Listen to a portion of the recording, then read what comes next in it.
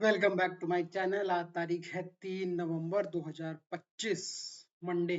सुबह 11 बज रहे हैं। आज हम लोग बात करेंगे पुतिन की रिसेंट वार्निंग के बारे में।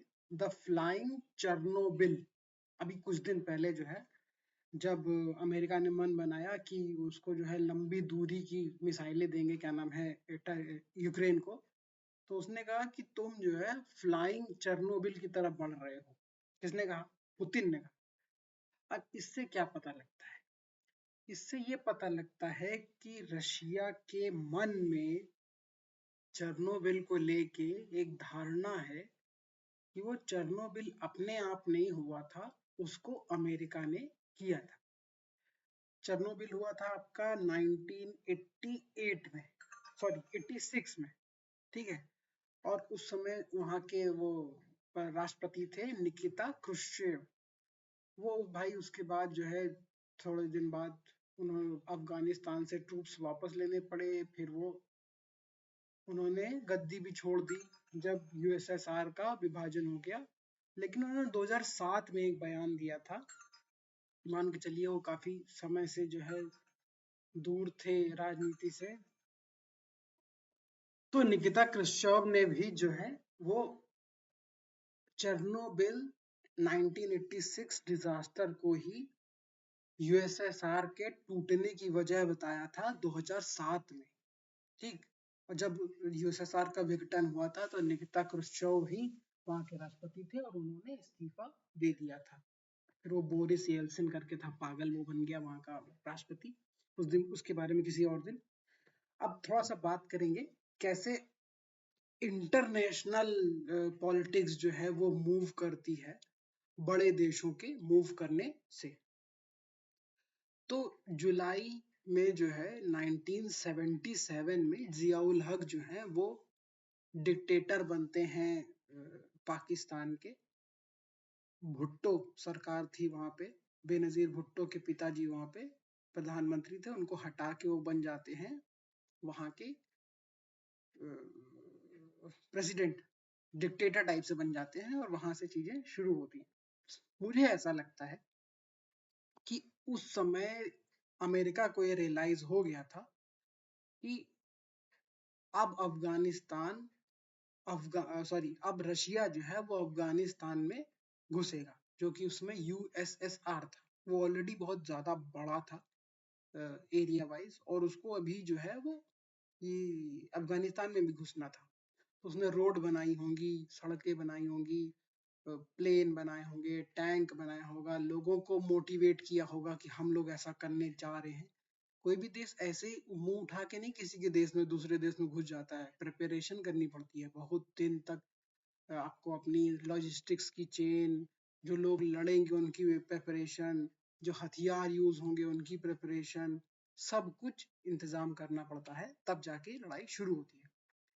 तो पहला जो इन्वेजन हुआ है वो हुआ है दिसंबर 1979 में, जिस दिन यूएसएसआर जो है वो घुस गया आपके अफगानिस्तान के अंदर। और 77 जुलाई में ये बन गए थे वहां के राष्ट्रपति। तो ऐसा मेरा मानना है कि अमेरिका ने ही जबरदस्ती इनको राष्ट्रपति बनाया था, बेनजीर भुट्टो को हटा के, ताकि 2 साल मिल जाए प्रिपरेशन करने के लिए कि कैसे न कैसे अफगानिस्तान के लोगों को ट्रेन करना है, कैसे पाकिस्तान में हथियार इकट्ठा करने हैं अफगानिस्तान की लड़ाई लड़ने के लिए। क्योंकि उससे पहले वो वियतनाम वाला पार्ट हो चुका था। जो वियतनाम की लड़ाई है वो हो चुकी थी और उसका पटाक्षेप भी हो चुका था। और उसमें अमेरिका बहुत बुरी तरीके से हारा था, बेइज्जती हुई थी, बहुत कुछ हुआ था उसमें, ठीक है। ये 71-72 की ही बात है, ये जिस समय बांग्लादेश का विभाजन हो रहा था उसी समय की बात है। तो उसमें जो सबसे ज्यादा बड़ी भूमिका निभाई थी वियतनाम के जीतने और अमेरिका के हारने में, लज्जाजनक हारने में, वो यूएसएसआर ने ही निभाई थी। तो एक तरीके से देखा जाए अमेरिका फेवर रिटर्न करने जा रहा था कि तुमने मेरी लकड़ी लगाई है एक देश पे वो करने में, अब हम तुम पे वही काम करेंगे। लेकिन यूएसएसआर इतना बड़ा देश था, उसके पास इतने ज्यादा रिसोर्सेज हैं। आप घर के मतलब अमेरिका को जैसे थोड़ा बाहर जाना पड़ता है तेल खरीदने, बाहर जाना पड़ता है सामान खरीदने, लोगों को बुलाना पड़ता है, ये सब पूरा करना पड़ता है। तो अफगानिस्तान का ऐसा नहीं है, सॉरी यूएसएसआर का ऐसा नहीं है। यूएसएसआर के खुद के इतने ज्यादा रिसोर्सेज है कि अपना तेल, अपना ईंधन, अपना खाना, सब कुछ अपना ही है उनका। ठीक है। तो अब इन लोगों ने जो है हमला कर दिया और पूरी मदद करी। आईएसआई ने ओपनली बहुत सारी मदद हुई है, जो इसमें पाकिस्तान को, सरकार को $3 बिलियन लगभग पैसा मिला है ये अफगानिस्तान को ट्रेन करने के लिए और पूरा वो। तो ये शुरू हो गया। ठीक है। तो 1980 में जो है अमेरिका और सऊदी ने फंड दिए लड़ने के लिए अफगानिस्तान को, और ज्यादातर फंड जो है पाकिस्तान में यूज हुए, क्योंकि training ground, manufacturing ground, assembly ground, logistics ground, सबका सब था पाकिस्तान में। ठीक। अब ये लड़ाई चलती रही और 1986 में 1986 में चेरनोबिल का हादसा हो गया। पूरी एक इस पे वेब सीरीज है, मैंने देखी है।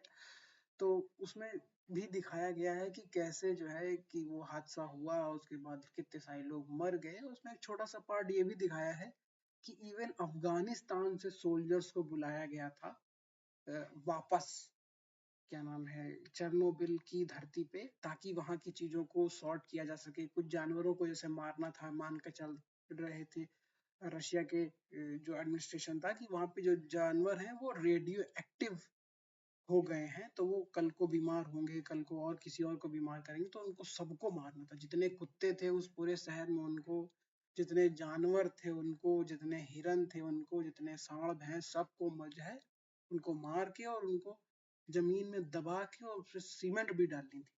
तो इस तरीके से उन्हें मारा। मुझे इस पूरी कहानी का वो वहीं से मिला, चेरनोबिल जो वेब सीरीज है, हॉटस्टार पे है। तो अब मतलब उसके बाद जो है बहुत कुछ हुआ, और 1991 आते आते यूएसएसआर का विघटन भी हो गया। ठीक। और उस विघटन के बाद जो है नहीं नहीं, सॉरी सॉरी सॉरी, थोड़ा सा बस रुक के, 1986 में जो है ये चेरनोबिल हुआ। 1988 अप्रैल में अफगानिस्तान ने कहा कि मैं जो है अफगानिस्तान, सॉरी यूएसएसआर ने कहा कि मैं अफगानिस्तान से वापस जा रहा हूँ। और उसके 3 महीने बाद 1988 में अगस्त में जिया उल हक की मौत हो जाती है। मौत कैसे होती है? मौत होती है कि वो अमेरिका के 2 अधिकारियों के साथ और अपने 15-16 अधिकारियों के साथ एक प्लेन में जा रहे थे और वो प्लेन गिर गया। कुछ लोग कहते हैं उसमें गैस आई और सबके सब मर गए, इसलिए वो सबके हो गया। ये पता नहीं लगा कि वो कैसे मरे, लेकिन वो एग्जैक्टली जिस दिन अफगानिस्तान से यूएसएसआर ने कहा कि हम विड्रॉल कर रहे हैं, उसके 3 हफ्ते बाद वो खत्म हो गए। फिर बेनजीर भुट्टो की सरकार आ गई आपकी, जो है 1988 दिसंबर में, 4 ही 5 महीने में सरकार वहां पे बदल गई, क्योंकि वही डिक्टेटरशिप वही चला रहे थे, तो वो मर गए भाई, तो खत्म हो गई कहानी वहीं पे। 3.5 महीने बाद ही बेनजीर भुट्टो की सरकार आ गई। इसके बाद आपका कश्मीर में आग लगना शुरू हो जाती है। वो जितने मुजाहिदीन थे वहां पे, उसमें से मोटा रिसोर्स जो है, जो एक बहुत सारे लोगों को ट्रेनिंग मिल रखी थी, वो पाक कश्मीर में गिरना पड़ना शुरू हो गए। और मुश्किल से मुश्किल साल भर 2 साल के अंदर 1990 में ही कश्मीर पंडित जो है वो वहां से भगा दिए गए, आपके कश्मीर वैली से। जनवरी 1990 में ही भगा दिए गए, यानी मान के चलिए 89 में ही भगाना उनका शुरू हो गया होगा, है ना। तो दिसंबर 1988 में बेनजीर भुट्टो प्रधानमंत्री बनती हैं। करेक्ट 1 साल बाद जो है कश्मीरी पंडित जो है वो कश्मीर से भगा दिए जाते हैं। एक वो भी था, डायलॉग भी पाकिस्तान कश्मीर में बहुत फेमस हुआ था कि रूस ने बाजी हारी है और हिंद की बारी है, समथिंग ऐसे करके। बट ये था कि खत्म हो गया है रूस वाला लड़ाई, अब जो लोग बचे हैं वो अब कश्मीर की लड़ाई लड़ेंगे। और बिकॉज क्योंकि दोनों मुसलमान हैं, इसलिए वो वहां जीत गए थे, वो तो यहाँ भी जीत जाएंगे। तो इस पूरी कहानी का मतलब क्या था? कहानी का मतलब ये था कि कैसे इंटरनेशनल इवेंट्स आपके देश के अंदर के नेशनल इवेंट्स को प्रभावित करते हैं। अफगानिस्तान में रूस का हमला, पाकिस्तान में जियाउल हक का राष्ट्रपति बनना, उनका उस पूरे मूवमेंट को सपोर्ट करना, और जैसे ही वो मूवमेंट खत्म होता है, और जियाउल हक पे एक और इल्जाम है, पाकिस्तान मीडिया में भी है, पाकिस्तान के न्यूज चैनल्स ने भी, यूट्यूब चैनल्स ने बहुत इस बारे में बात करी है कि जियाउल हक वो राष्ट्रपति बने जिन्होंने आर्मी के अंदर क्या नाम है, मोल्ला और मौलवियों को जो है as a recruit, as a army officer job में लाना शुरू किया, और करिकुलम भी बदला पाकिस्तान का, कि ताकि जो है आने वाले 10 साल 15 साल में जो लोग तैयार हों वो जो है उसी लाइन और उसी लेंथ पे तैयार हों। अब देखिए इनका कोई बहुत टाइम नहीं रहे, ये 5-6 साल 7 साल का इनका पूरा वो टाइम है, लेकिन उन्होंने मूल चूल परिवर्तन कर दिया पाकिस्तान की साइकी में। ये लोग कहते थे कि साड़ी के खिलाफ हैं, तो इनके खिलाफ एक वो भी हुआ था, पाकिस्तान में एक बहुत बड़ी गायिका है, उन्होंने साड़ी पहन के एक मुशायरा किया था, तो ये साड़ी के भी खिलाफ थे, मोटी मोटी आइडेंटिटी के खिलाफ थे। और आप हाइंडसाइड में देखिए तो ये अपनी बात ना करके ये पाकिस्तान की बात, सॉरी अमेरिका की बात कर रहे थे। तो अमेरिका ने कैसे पाकिस्तान को चेंज किया इस सोवियत लड़ाई के दौरान, अफगानिस्तान तो समझ गया उस बात को कि कैसे इन लोगों ने चेंज किया, क्यों चेंज किया, किसका फायदा हुआ, किसका नुकसान हुआ। लेकिन पाकिस्तान में अभी भी जो मिलिट्री एस्टेब्लिशमेंट है वो किसी को इस बात को रियलाइज नहीं होने देती है कि कितना ज्यादा इफेक्ट, खराब इफेक्ट है अमेरिका का पाकिस्तान की सोसाइटी पे, पाकिस्तान के इकोनॉमिक स्टेटस पे, पाकिस्तान के न्यूक्लियर स्टेटस पे, किसके हाथ में बटन है। तो बड़े देश छोटे देशों को जो है वो बहुत मोहरे की तरह इस्तेमाल करते हैं, इस चीज को समझना चाहिए। तो जो पुतिन कह रहे हैं ना, फ्लाइंग चेर्नोबिल, ये डायरेक्ट वार्निंग है अमेरिका के लिए कि तुम्हारा भी चेर्नोबिल जो है हम ले आएंगे, तुम्हारा भी उतना ही नुकसान होगा जितना अमेरिका का हुआ था, एक यूएसएसआर का हुआ था एक समय में, और तुम्हारा भी विघटन होगा। देखिए अमेरिका की जो समय इकोनॉमिक कंडीशंस हैं वो विघटन की तौर ही तो एक तरीके से उसको ले जाएंगी। क्यों? क्योंकि इतना ज्यादा कर्जा है, इतनी ज्यादा गरीबी हो रखी है, इकोनॉमिक कंडीशन ठीक नहीं है, तो ऐसे में देश जो है वो टूट, सबसे पहला जो रिएक्शन होता है वो यही होता है कि टूटते हैं, या फिर डिक्टेटरशिप आती है, मतलब रेडिकल चेंजेस आते हैं, अच्छे नहीं होते हैं, जो प्रेजेंट गवर्नमेंट होती है उसके लिए, तो जो प्रेजेंट ऑर्डर होता है उसके लिए नहीं अच्छे होते हैं।